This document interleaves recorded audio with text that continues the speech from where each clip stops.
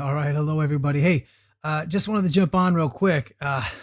So, man, history is a crazy thing. And, you know, a lot of my study in history is always so illuminating. So I got planes flying overhead. You're probably hearing that. But that's what I get for keeping the windows open and keeping it nice on a sunny day here in California. But so history is a funny thing, man. When you actually read it and study it, you find out stuff that really changes your perspective in a lot of ways. So one of the things that I came across today, and I've had this discussion many times in the past, is discussions of the three fifths compromise. So I'm assuming most of you maybe have heard about this or talked about this in the past. But essentially, back in the day when the U.S. was founded and they were trying to break away from Britain's colonial rule, and we know today colonialism is bad, right? So they're trying to break away from Britain's colonial rule, and the North and the South had a problem. They couldn't agree about the issue of slavery. Many in the North wanted slavery to be abolished. People in the South, their economic systems depended on it, so they wanted to keep it viable and legal, and they wanted to keep it around. So, in the founding of the country, essentially, what happened was that they made a compromise between the North and the South. That's the compromise. So the North wanted, again, like the North wanted zero slaves to count as population because they didn't want the Southerners to have that as representation. Why? Because they knew that, if you counted, 10,000 slaves for their seats of representation, that the blacks had no vote. The slaves had no authority. It's not like they were counting them because, hey, they're going to get a chance to vote. No, the Southern white slaveholders and the people that wanted slavery wanted the slaves to count towards representation for more white people in the House and Senate, and all, or for their, really not that Senate because it's only two, but you get what I'm saying. They wanted to count for their representation in Congress because they needed this block of slaves to count towards the vote so that they could control what happened in the future. And the North said, so they wanted 100% of the slaves to count, but in the North they wanted zero. So the compromise is what we call three fifths. So first of all, just understand, it wasn't that each individual black person counted as three fifths of a human being. They said, okay, if there's 100 slaves, only three fifths of those total population count towards the representation of the South in the federal government. Okay, so that was the compromise. What it is. Well, yesterday apparently Justin Lafferty, as a state representative for Tennessee, he gets rebuked, and this is what the New York Times says, specifically for offering a historical defense of the agreement. So I don't really want to get into so much of the history of this. And by the way, you're welcome to ask questions anytime. I'll jump in if I see something going on that's worth popping up here. But understand this: what Lafferty was doing was he said, "Hey, this is what it was in history. It wasn't because the three fifths compromise wasn't there because people in the North approved slavery. It was a compromise because they didn't want slavery. That was his essential argument. But rather than look at the details, again, we can talk about that if you want. But here's what I want to look at: how does the New York Times frame this debate or this discussion about the three fifths compromise? That's what I kind of really wanted to hone in on here. So here it is from their article, headline Nashville, quote, "The three fifths compromise, an agreement reached during the negotiations in 1787 to create the United States Constitution, found that for the purposes of representation and taxation, only three fifths of a state's enslaved people would be counted towards its total population." By the way, as a side note, end quote. So in the North, for freed slaves, they would count towards the total, they would count 100% towards the population. So this was the enslaved population did not count towards representation. Only three fifths of that would count towards representation. If you were a black person living in the North, as far as I understand, now somebody can correct me if I'm wrong, but I think my history is right here. A freed black person or a person who was never a slave living in the North would count towards full representation. So that's an important piece maybe we could look at. But anyway, end of the quote here from the article. They said is, That is the Three-Fifths Compromise, is regarded as one of the most racist deals among the states during the country's founding. So now the New York Times saying that this Three-Fifths Compromise is regarded as one of the most racist deals in U.S. history. So that's what I want to look at, is this, what it's regarded as. So what's interesting here is that what the New York Times statement about the Three-Fifths Compromise, quote unquote, that it's widely regarded as racist, is not really a lie. Now, I was listening to Dennis Prager this morning when I was doing my workout, and he was saying that, okay, this is a lie from the New York Times. I get what he's saying, but I don't think it's technically a lie, because they're not reporting about the facts of history. They're reporting about how people regard this Three-Fifths Compromise or feel about the compromise today. So it doesn't really deny the historical facts of the case. Instead, at least the way it's framed here in this opening paragraph of the New York Times, they counter history with this sort of post-truth fact of modern consensus. The article, I actually think, is a reflection of what I call sort of the Family Feud effect. Now, I don't know if you guys know this show. I remember when I was a kid, Richard Dawson was the host. Now it's the comedian guy. I don't really watch it, but I see some of his clips. I can't think of his name off the top of my head. Anyway, so this is like sort of the Family Feud effect. Now, this is a game show. If you're not familiar, 100 people are surveyed. Okay, they're asked a question like, well, it was the best-selling soda in the United States. Okay, so 100 people are asked, what is the most popular soda or pop, if you're back south, in the United States?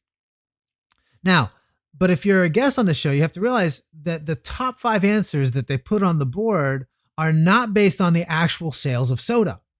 The top answers are based on what the people who took the survey believe is the top best-selling soda. So the quote unquote truth that the contestants have to guess is based on the polling data. Okay. It's not the actual facts or actual sales numbers. So the top 5 numbers don't reflect the top 5 selling sodas. They reflect the top 5 answers people who are polled think is the top 5 selling sodas. So if you can't guess the top answers based on what people guessed, you lose the game. So here's what I want to say is, I think what the New York Times has done here is that the writers have based their story on this same principle of like this idea that truth by consensus. Euphemistically speaking, then what they're saying is they took a poll, the writers took a poll of their favorite progressives and accepted the top answer as the new truth.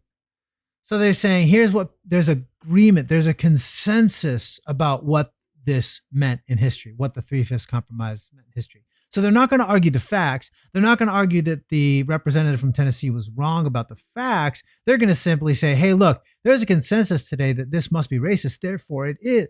So if you defend it with history or with facts or information, you by proxy, therefore, are also a racist. So they don't, again, refute that history. They just favor the polling data over the history.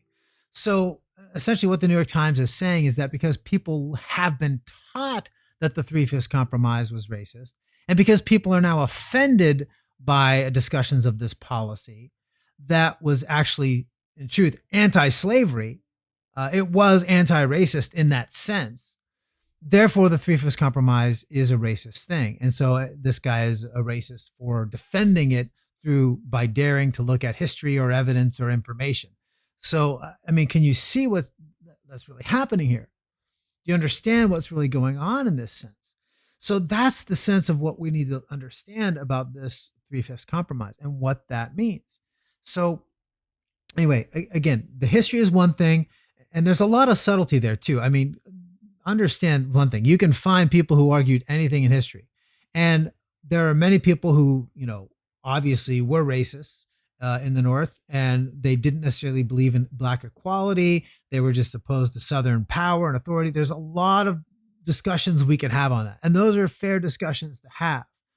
But understand this, the good number of people who were opposed to slavery wanted zero representation for Black slaves in the South. Why? Because they knew that if the South got that kind of representation, they could continue to advance the cause of slavery. That's the argument. That's the debate that this guy's really trying to bring up. That's the side of the debate, at least. Again, it doesn't mean that there isn't other sides and there isn't other nuance could be discussed. And and my point here is that the truth of what it is in history is not determined by how we feel about it today. Yes, I understand that there might be some agreement that it was a racist, thing. And I get, but I don't care if there's agreement or not. I don't care if there's consensus or not. The question is, let's look at the history, let's see what it actually is, and let's look at that on the value and the merits of what the history actually is. So anyway, that's my little diatribe today. I just wanted to jump on really quickly and mention this. And hopefully, as you examine articles like this, and again, there's a ton of art. If you look at the headlines alone, they're all based on this sort of emotion based response. All of these headlines that I see on that are really crazy. Tennessee lawmaker defends slavery. Tennessee lawmaker, you know, is supportive of black hate or whatever it is. I mean, it's just sort of these pejorative attacks based on stuff he never said, based on what it is. It's based on, again, I feel offended at what he said. I'm not going to look at the history. I don't care about the history. I don't care about the facts of what he's saying. I don't care about the historical truth of what he's saying. All I know is I feel I'm offended. I'm told I'm supposed to be offended. Therefore, he must be in the wrong and he needs to apologize for this because he's clearly a racist supporting slavery and wants to see slavery enacted again. That's not how we need, that's not the solution to our challenge here. So I hope you'll see, and what I pointed out in that couple lines of that one key line of the New York Times article, how you can be reading these newspaper articles and how you need to really dissect what it is you're reading and hearing. You can't just take it at face value. These things are written to elicit emotional response from us. Okay. That's what I want to focus this in on. Headlines, I stopped watching TV news a long time ago.